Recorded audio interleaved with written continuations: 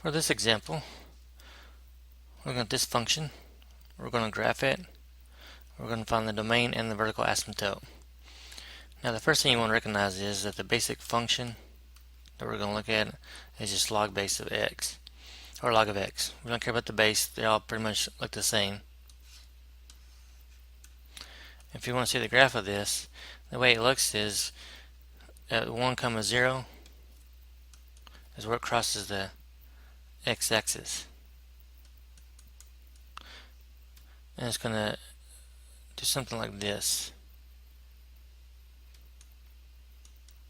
If you want to see that, you can always take out your calculator and just graph y equals log of x, log x. And so it's getting bigger slowly as you go to the right.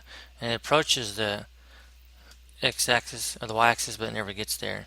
And it does cross the point 1, 0. And if you look at the table, you'll see that point 1, 0. And as you can tell, it slowly gets bigger as you go to the right. So with that said, what we're looking at is this function log base 3 of x minus 2. What's basically going on is that minus 2 will shift this graph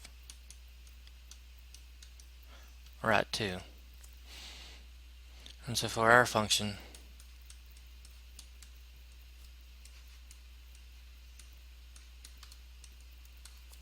we're just going to take this graph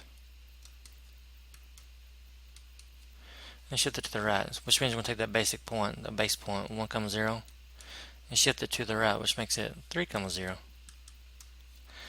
Now, like I said, it never ever approaches the y-axis. Well, that y-axis is also known as x equals 0. And what that means is that this x equals 0 is going to be shifted right 2. So 1, 2. So that's going to be x equals 2, and it's going to be an asymptote there. I'm going to show you another way to find the asymptote in just a second, but let's go ahead and graph it. Something like that.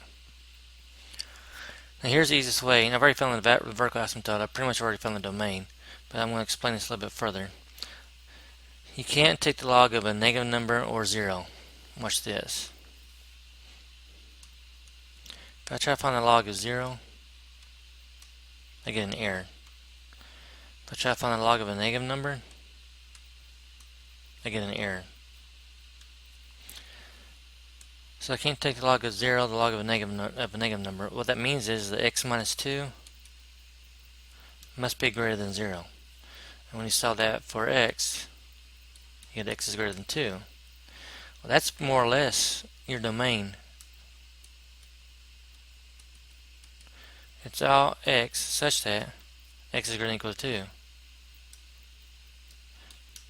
Another way to write that, which I'm going to clean this up because that's just pathetic drawing or writing. That's just horrible.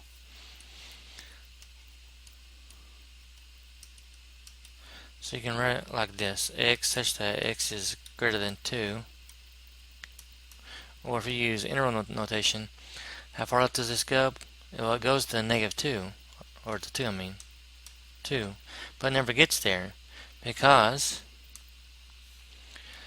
if I were to find, let's go ahead and graph it. I just want you to see this. So when I graph this, I'm going to use change of base. So I'm going to type in log of x minus 2 divided by log of 3. You always put the base on the bottom, change of base.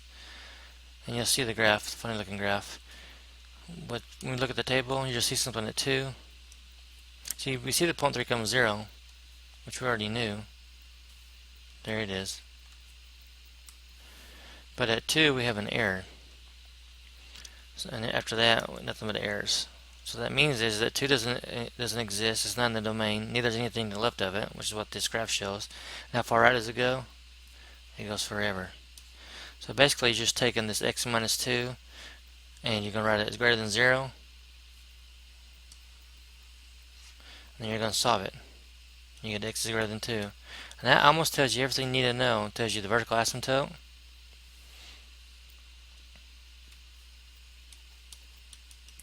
Vertical asymptote is x equals 2. I already have it right here. It tells you the domain goes from left 2, then until right forever, and 2 is not included. And then also helps you with the graph. And that's it.